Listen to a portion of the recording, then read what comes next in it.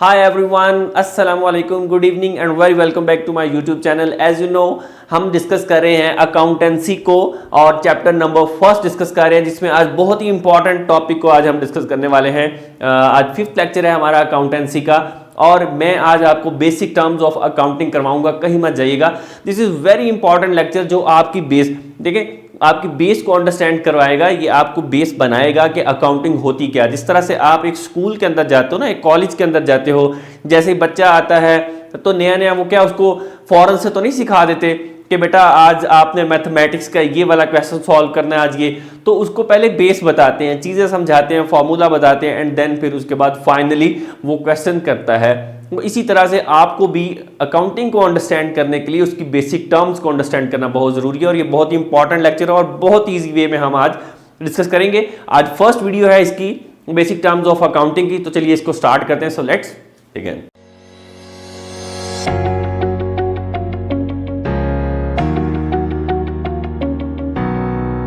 सबसे पहले तो यार ये देखो कि आप एक बिजनेस स्टार्ट करना चाहते हो, तो बिजनेस कोई भी ऐसी एक्टिविटी हो सकती है जो कि प्रॉफिट को अर्न करने के लिए की जाती है, उसको हम बिजनेस बोलते हैं।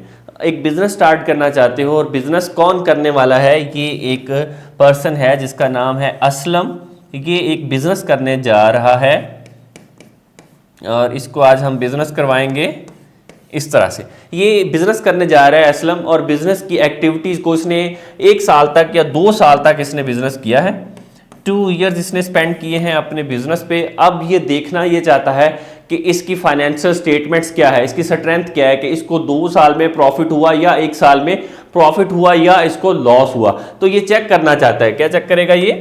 प्रॉफिट और लॉस, या अपने एसेट्स देखना चाहता है। इसको एसेट्स क्या है, इसके पास गुड्स कितनी अवेलेबल है, इसके पास मटेरियल कितना पड़ा है, इसके एसेट्स कितने हैं, इसकी लाइबिलिटीज कितनी है, इसने कितने लोगों का उधार पैसा देना है, इसने कितने लोगों से उधार रिसीव करना है, और ये उसके अलावा अपना प्रॉफिट चेक करेगा, अपना लॉस चेक करेगा। तो कोई ऐसी चीज होनी चाहिए ना इसके पास जहां से ये देख सके और फौरन से आइडिया लगा सके कि इसने 1 साल की परफॉर्मेंस इसकी क्या रही है। तो उसके लिए कोई वर्कशीट होनी चाहिए, कोई स्टेटमेंट होनी चाहिए, कोई इस तरह का कोई डॉक्यूमेंट होना चाहिए जिससे ये आइडिया लगा सकता हो कि ये इसको कहां से ये सारी की सारी इंफॉर्मेशन मिलेगी। तो वो डॉक्यूमेंट बेटा कौन सा हो सकता है? ये सारी की सारी जहां इंफॉर्मेशन रिकॉर्ड की जाएगी उस डॉक्यूमेंट को हम ये कहते हैं, उसको हम कहते हैं अकाउंट। उसको हम अकाउंट या फिर अकाउंटेंसी कहते हैं, अकाउंटेंसी, या फिर हम उसको अकाउंट्स कहेंगे। तो इससे हमें क्या पता चला कि जितनी भी सारी की सारी उसको प्रॉफिट जानना है, उसको लॉस जानना है, उसको अपनी सारी की सारी चीज़ों को जानना है, 1 साल में उसकी परफॉर्मेंस क्या रही है, तो उसको क्या ज़रूरी है उसके लिए जानना, उसके लिए अकाउंट्स या फिर अकाउंटेंसी का उसको पता होना चाहिए। तो हमें यहाँ से क्या पता चलता है? अकाउंट्स या फिर अकाउंटेंसी ये क्या है बेटा?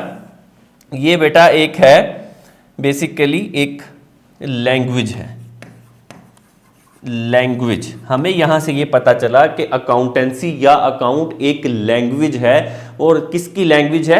और ये अकाउंटेंसी एक लैंग्वेज है जो कि बिजनेस की लैंग्वेज है। इसकी इस बिजनेस की लैंग्वेज है। इससे हम ये आइडिया लगा सकते हैं कि उसको 1 साल के बाद प्रॉफिट हुआ, लॉस हुआ, उसकी स्टेटमेंट्स क्या हैं, उसके गुड्स कितनी हैं, उसके एसेट्स कितने हैं, उसकी लाइबिलिटीज कितनी हैं, उसका कैपिटल कितना रिमेनिंग है। तो हमें ये पता चलता है कि कोई भी बिजनेस जिसको हम रिकॉर्ड करते हैं सारी ट्रांजैक्शन को, वो एक अकाउंट्स हो सकता है, अकाउंट के अंदर रिकॉर्ड किया जाता है। और ये अकाउंटिंग जो होती है ये एक लैंग्वेज होती है बिजनेस की अंडरस्टैंड करने की। तो इसका मतलब ये हुआ कि मैं किसी भी बिजनेस को अंडरस्टैंड करूंगा, बिजनेस को देखूंगा, उसकी स्टेटमेंट्स को देखूंगा, प्रॉफिट एंड लॉस स्टेटमेंट को देखूंगा, तो मुझे ये आइडिया हो जाएगा कि इस बिजनेस की पोजीशन क्या है, ये कहाँ पे स्टैंड कर रहा है, इसने कितने लोगों के पैसे देने हैं, इसने कितने लोगों से पैसे रिसीव करने हैं। समझ जाओगे ना आप भी, तो आपको भी पता चल जाएगा। तो ये क्या हुआ? अकाउंटिंग एक लैंग्वेज हुई। तो आज हमें पता चला अकाउंटिंग एक लैंग्वेज है। तो बेटा जो एक लैंग्वेज होती है ना, उसकी अपनी कुछ चीजें होती हैं, उसकी अपनी छोटी छोटी टर्म्स एंड कंडीशंस होती हैं, उसको अंडरस्टैंड करना होता है। तो उसके लिए आज हम जो डिस्कस कर रहे हैं, जो टॉपिक हम डिस्कस कर रहे हैं, उस टॉपिक को हम ये कहेंगे कि अकाउंटिंग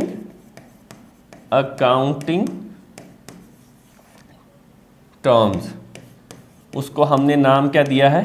अकाउंटिंग टर्म्स का। ये आज का हमारा टॉपिक है जिसको आज हमने डिस्कस करना है। छोटी छोटी जो लैंग्वेज है उसकी आज हम टर्म्स को डिस्कस करेंगे। तो ये टर्म्स आपको पता होंगी तो आप आगे क्वेश्चंस को सॉल्व कर सकोगे और बाकी चीज़ों को आप सॉल्व कर सकोगे। ठीक है, तो आज हम स्टार्ट करते हैं अकाउंटिंग टर्म्स को। नंबर 1 अकाउंटिंग टर्म आपके पास है ट्रांजैक्शन। ट्रांजैक्शन ये बहुत ज़्यादा सुना भी जाता है, पढ़ा भी जाता है और आजकल बहुत ज़्यादा वायरल भी है ट्रांजैक्शन को। जो आप ऑनलाइन ट्रांजैक्शन भी करते हैं, फिजिकल ट्रांजैक्शन भी होती हैं। कुछ आपने सामान खरीदा है उसके लिए ट्रांजैक्शन करते हो, कुछ परचेज किया, कोई भी ऐसी काम किया, सेल परचेज रिकॉर्ड किया, आपने उधार दिया, उसके लिए आपने ट्रांजैक्शन आपने ऑनलाइन की, बैंक में एटीएम यूज़ किया, ये भी आपकी एक ट्रांजैक्शन थी। तो क्या हुआ, कोई भी ऐसी इकोनॉमिकल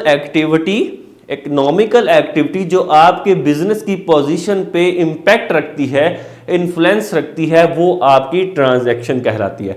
तो क्या बताया मैंने, कोई भी ऐसी ट्रांजैक्शन, कोई भी ऐसी इकोनॉमिक एक्टिविटी जो आपके बिजनेस पे इंपैक्ट या इन्फ्लुएंस रखती है, जिससे आपके बिजनेस की पोजीशन पे कोई फर्क पड़ता है। जैसे आपने कोई चीज़ खरीदी है, आपने कोई चीज़ बेची है, वो कैश के टर्म्स के अंदर आप काम कर रहे हो, उधार में काम कर रहे हो, तो उसका कोई ना कोई इंपैक्ट आपके बिजनेस पे पड़ रहा है। जो आपने बिजनेस स्टार्ट किया उस पर कोई ना कोई उसका इंपैक्ट पड़ रहा है, तो उसको आप क्या बोलते हो, उसको आप बोलते हो ये आपकी ट्रांजैक्शन है, वो कोई भी हो सकती है। क्लियर होगी बात? चलो good. Number second transaction, number second आपके पास है अकाउंट। अकाउंट तो बेटा अकाउंट क्या होगा, कोई भी ऐसा खाता, कोई भी ऐसी चीज आपका अकाउंट होता है। कहीं ना कहीं आप रिकॉर्ड करते हो। जैसे आपने एक बिजनेस स्टार्ट किया तो उसकी बहुत सारी चीज़ें होती हैं, उसको आप रिकॉर्ड करते हो। जैसे आप अपने घर का एक अकाउंट मैनेज करते हो ना, कि इस साल में आपकी एक महीने के आपकी 2 लाख रुपए इनकम है, तो उस 2 लाख को आप यूटिलाइज करते हो। अच्छा, इतने मैंने बिजली का बिल दे दिया, इतने मैंने गैस का बिल दे दिया, इतने मैंने शॉपिंग करवा दी वाइफ को, इतने मैंने बच्चों को सूट ले दिए, इतने की फीस चली गई। वो सारी की सारी चीज़ें आप कहाँ रिकॉर्ड कर रहे हो, तो एक स्टेटमेंट के अंदर रिकॉर्ड कर रहे हो, तो जिसको आप अकाउंट कहते हैं। कहीं ना कहीं आप उसने खाता बनाया हुआ होता है, आपने उस चीज को रिकॉर्ड कर रहे हो, तो उसको आप अकाउंट कहते हो। ठीक है, तो सेम लाइक दैट ये भी एक अकाउंट है। बिजनेस के अंदर भी सारी की सारी चीजें जो है वो अकाउंट के अंदर रिकॉर्ड की जाती हैं। अकाउंट आपने इससे पहले देखा है किस तरह का होता है, किस शेप का होता है, तो वो आज हम आपको बना के बताएंगे कि अकाउंट कैसा होता है। बेटा ये अकाउंट की एक शेप होती है जिसको आप टी अकाउंट भी बोल सकते हो, और इसको हम क्या कहेंगे, ये आपका अकाउंट है। कैसा अकाउंट है, ये एक टी शेप है, इसकी मुझे 2 साइड्स नजर आ रही हैं। तो कुछ लोगों से आपने पैसा लेना है, जैसे आपने किसी से पैसा रिसीव करना है आपने, और कुछ लोगों का आपने पैसा देना है। तो क्या करोगे आप, जैसे आपको मैं ये कहूँ, मान लो कि ये वाली जो साइड है ये आपकी है इनफ्लोज की। इनफ्लोज का बेटा मतलब होता है कि जो चीज़ आपके पास आ रही है वो इनफ्लो है, और जो आपके पास से जा रही है वो आपका आउटफ्लो है। मान लो कि ये आपके इनफ्लोज हैं, ये आपके आउटफ्लोज हैं, और यहां पे आपको मैं एक और लाइन लगाता हूं, इसको मैं, आप सपोज कर लो कि असलम से आपको पैसे आए हैं, असलम से आपको 10,000 रुपया आया है, और आपने जो है वो अकरम से भी पैसे आए हैं, अकरम ने आपको पैसे दिए हैं 2,000 रुपये। ठीक है, ये आपके इनफ्लोज है, पैसा आ रहा है। और कुछ लोगों को आपने पैसा देना है, आप पैसा दे रहे हो। आपने मान लो कि यहां पे अमाउंट है आपकी, और यहां पे आपने इकरा को पैसे दे दिए हैं 2,000, जो कि आप दे ही देते हो, और उसके बाद आपने आमना को यहां पे पैसे दे दिए हैं 30,000 के। तो ये आपके क्या आउटफ्लोज है, ये पैसा आपके पास से जा रहा है और ये पैसा आपके पास से आ रहा है। तो यहां पे जो पैसा आपके पास आ रहा है, जिन लोगों की ये लिखी है, इसको हम क्या कहते हैं, ये उनके नेम आ गए, यहां पे उनके हमने नाम लिख दिए, और ये आपके क्या पर्टिकुलर्स आ गए। पर्टिकुलर्स लिख लें इसको, या इसको डिस्क्रिप्शन भी आप बोल देते हैं। ये आपकी अमाउंट हो गई, ये आपके पर्टिकुलर्स हो गए, या ये आपकी डिस्क्रिप्शन हो गई, और ये आपकी अमाउंट हो गई। तो बेटा ये 2 चीज़ें जो हैं वो आपने यहाँ पे सीखी हैं कि एक इनफ्लोज और एक आउटफ्लो। जो पैसा आ रहा है वो आपका इनफ्लो, जो आप जा रहा है वो आपका आउटफ्लो हो गया। ये अगर मैं इसको डिवाइड करूँ तो ये मुझे ऐसे नज़र आ रहा है कि ये 2 साइड्स हैं इसकी, एक ये साइड है और एक ये साइड है। इस साइड, पूरी साइड को बेटा, इस साइड को मैं कह देता हूँ लेफ्ट हैंड साइड। ये मेरी लेफ्ट हैंड साइड है, और ये वाली जो साइड है इसको मैं कह देता हूँ right hand side. Left hand side और राइट हैंड साइड। अकाउंटिंग की टर्म्स के अंदर इस लेफ्ट हैंड साइड को हम बोलते हैं बेटा, हम बोलते हैं इसको डेबिट। क्या बोलते हैं? डेबिट बोलते हैं। और क्रेडिट साइड को, ये जो हमारी होती है, इसको हम बोलते हैं लेफ्ट राइट साइड को क्रेडिट साइड। ये दो हम चीजें यूज करते हैं। तो ये आपका बेसिक अकाउंट बन गया। ये एक लेफ्ट साइड है, ये राइट साइड है। इसको आप डेबिट बोलते हैं, इसको आप क्रेडिट बोलते हैं।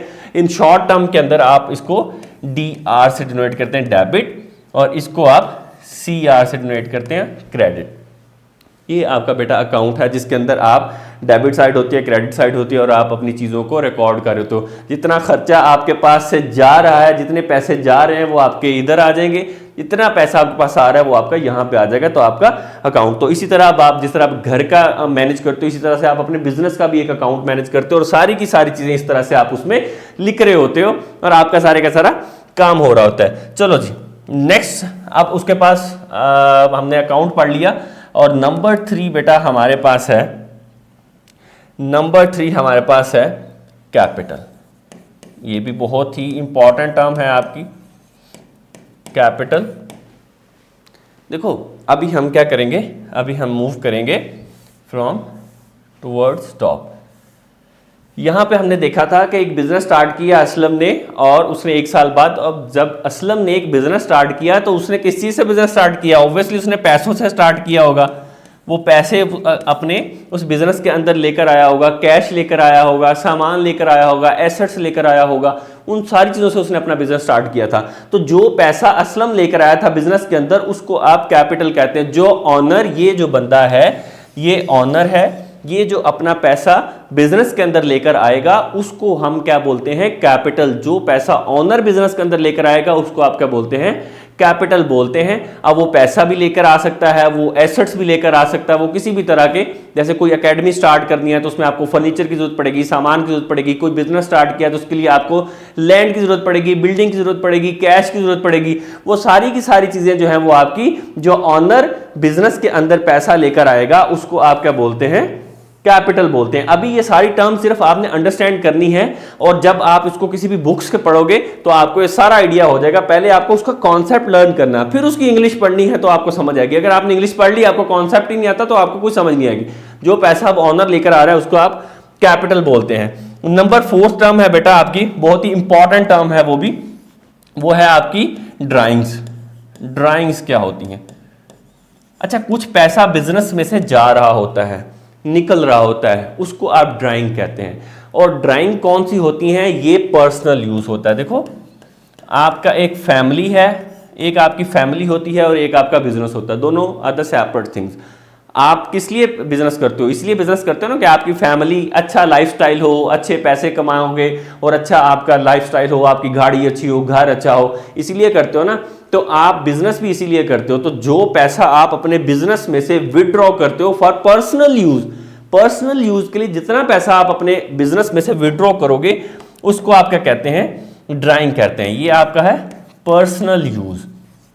पर्सनल यूज के लिए अगर आपने जितना पैसा विड्रॉ किया अपने लाइफस्टाइल को बेटर करने के लिए, फीस देने के लिए बच्चे की, आपने गाड़ी खरीदने के लिए, घर खरीदने के लिए, पर्सनल यूज के लिए, वो सारे का सारा आपका ड्राइंग। और 2 तरह के एक्सपेंसेस हो रहे होते हैं। एक एक्सपेंसेस हो रहे होते हैं आपके ऑफिस के, बिजनेस के एक्सपेंसेस हो रहे होते हैं, जैसे इलेक्ट्रिसिटी बिल है, रेंट है, सारे के सारे फ्यूल एक्सपेंसेस हैं, सारे चार्जेस आप वहां पे पे कर रहे हो। बट वो वाले आपके इसमें नहीं आएंगे। जहां ड्राइंग का वर्ड आएगा तो दैट मीन वो पर्सनल यूज के एक्सपेंसेस होंगे, वो पर्सनली यूज हो रहे होंगे।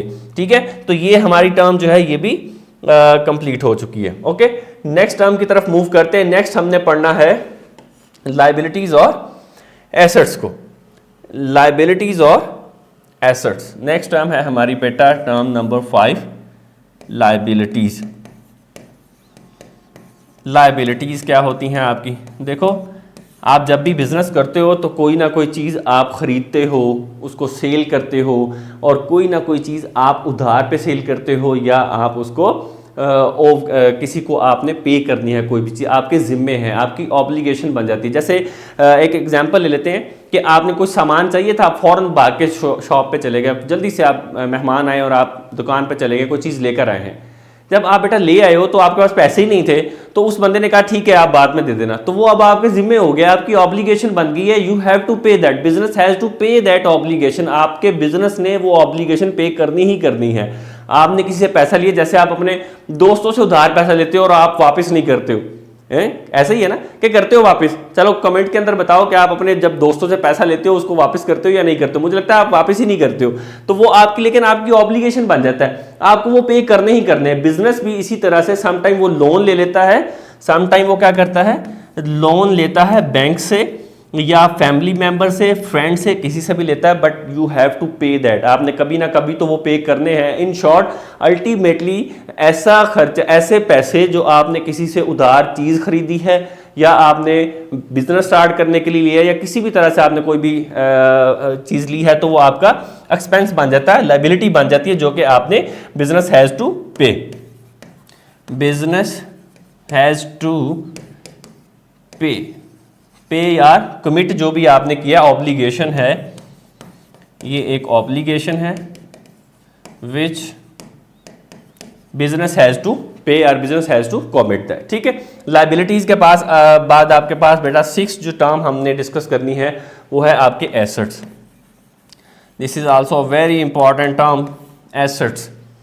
कोई भी चीज़ देखें, कोई भी बिजनेस स्टार्ट किया जाता है, कोई भी काम किया जाता है ना, तो आपके पास कोई ना कोई चीज़ आपकी अपनी होती है, आपके रिसोर्सेज होते हैं, आपकी प्रॉपर्टी है, आपका बिल्डिंग है, आपकी लैंड है, आपकी कार है, आपका मशीनरी है, किसी भी तरह की कोई भी सामान है आपका जो फिजिकली है, जैसे कैमरा हो गया, ये वाली जो स्टैंड है हमारे पास, ये आ गया, डिजिटल बोर्ड आ गया, ये सारे के सारे बेटा क्या है, ये मेरे एसेट्स हैं। ऐसी कोई एसेट्स हैं, रिसोर्सेज हैं, ऐसी कोई भी रिसोर्सेज या एसेट जो मुझे फ़ायदा दे डायरेक्टली और इनडायरेक्टली, जो भी मुझे बेनिफिट देगा वो मेरा एसेट होगा। जो मुझे फ्यूचर बेनिफिट दे, जो मुझे ऑपरेशन में बेनिफिट दे, वो डायरेक्टली दे या इनडायरेक्टली दे, वो मेरा रिसोर्स है, वो मेरे एसेट्स हैं। मैंने आपको बता दिया, लैंड, बिल्डिंग, ये सारे कैपिटल, कैश, ये सारे कैश है ना, मैं उसको यूटिलाइज कर सकता हूँ, मुझे फ़ायदा देगा ना।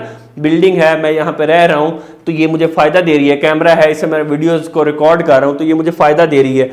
तो ये सारे के सारे मेरे एसेट्स हैं, जो भी चीज़ मुझे फ़ायदा देती है वो मेरे एसेट बन जाता है। इसकी बाइफ्रिकेशन होती है, इसमें नॉन करंट एसेट्स आते हैं, करंट एसेट, उसको मैं नेक्स्ट वीडियोस में कवर करूंगा। अभी सिर्फ बेसिक कॉन्सेप्ट की तरफ हम मूव कर रहे हैं। ठीक है, एसेट्स हो गया हमारा। हमारी 7 नंबर पे expenses. Expenses, what are the expenses? Expenses बेटा क्या होते हैं, ये बहुत इंपॉर्टेंट टर्म है आपकी, और आपको ही पता है कि जो भी आप बिजनेस करते हो, उसमें प्रोडक्ट्स बना रहे हो या सर्विसेज का बिजनेस कर रहे हो, तो कोई भी खर्चा जो आपका उस पर आता है, उस प्रोडक्ट को बनाने पे जो खर्चा आता है उसको आप एक्सपेंस कहते हैं। आपके एक प्रोडक्ट को बनाने पे जितने भी एक्सपेंसेस आएंगे, कोई भी आपने उस पर काम किया, वर्किंग की, वो सारे का सारा आपका एक्सपेंसेस कंसिडर होगा। किस तरह के एक्सपेंसेस हैं वो हम बाद में डिस्कस करेंगे, लेकिन अभी के लिए कोई भी प्रोडक्ट बनाने पे या सर्विसेज को सेल करने पे जो आपके खर्चा आएगा उसको आप एक्सपेंसेस कहते हो। ठीक है, नेक्स्ट टर्म हमारे पास है बेटा नंबर 8 है रेवेन्यू। रेवेन्यू, रेवेन्यू क्या होता है? रेवेन्यू क्या होता है जी? रेवेन्यू आपकी इनकम होती है, जो आप पैसा कमा रहे हो, जो आप अमाउंट अपनी सेल ऑफ गुड से जनरेट कर रहे हो, उसको आप क्या कहते हो? रेवेन्यू कहते हो। Amount received from sale of goods which is called revenue. जो भी आप अपनी प्रोडक्ट को सेल करने के बाद जो पैसे जनरेट करते हो वो आपकी रेवेन्यू कहते हो। यहाँ पे क्वेश्चन ये आता है जो अक्सर पूछा जाता है कि जी रेवेन्यू है वो तो जो आप अपनी चीज़ों को सेल करने के बाद जो अमाउंट अर्न करते हैं वो तो इनकम होती है। बेटा वो इनकम नहीं होती, वो रेवेन्यू ही होती है। इनकम क्या होती है? इनकम कुछ और होता है। इनकम को हम ये कहते हैं कि रेवेन्यू माइनस एक्सपेंसेस। जब आप अपने रेवेन्यू में से अपने एक्सपेंसेस को हटा दोगे, ख़त्म कर दोगे, निकाल दोगे, तो आपके पास क्या रह जाएगा बेटा? वो आपके पास रह जाएगी आपकी इनकम।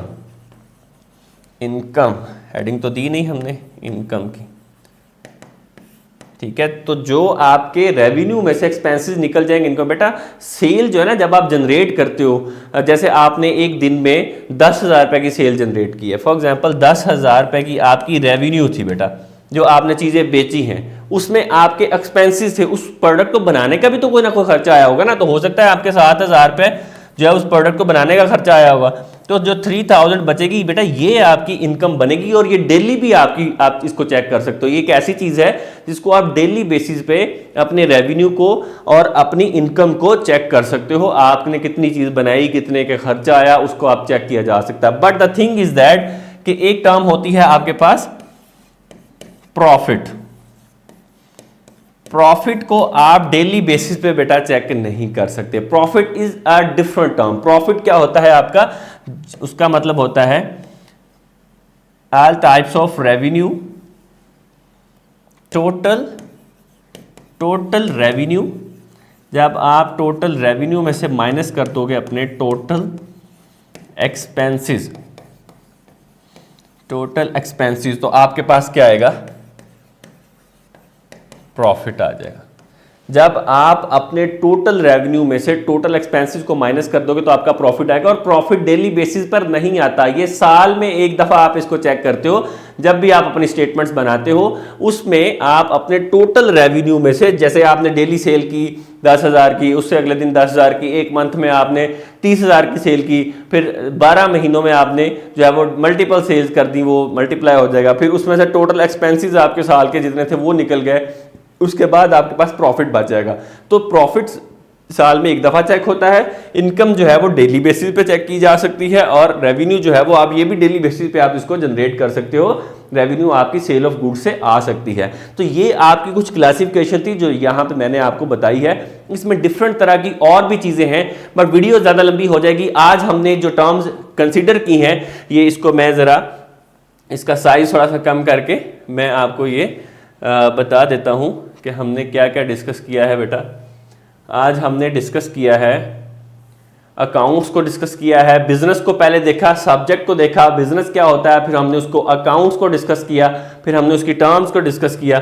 ठीक है, अकाउंट कैसे बनता है, कौन कौन सी टर्म्स हैं, capital, drawing, liabilities, asset, expenses, revenues, income, ये कुछ टर्म्स को भी हमने डिस्कस किया। अभी बहुत सारी टर्म्स और हैं जिनको हम आहिस्ता आहिस्ता डिस्कस करेंगे, नेक्स्ट पार्ट के अंदर डिस्कस करेंगे। बाइफिकेशन भी करेंगे, एक्सपेंसेस की भी करेंगे, रेवेन्यू की भी, एसेट्स की भी करेंगे, और लायबिलिटीज की भी करेंगे। तो आज की वीडियो में जो चीज़ आपको अच्छी लगी है वो कमेंट करके जरूर बताएं। वीडियो को ज़्यादा से ज़्यादा अपने फ्रेंड के साथ शेयर करें। Thank you so much for watching this video.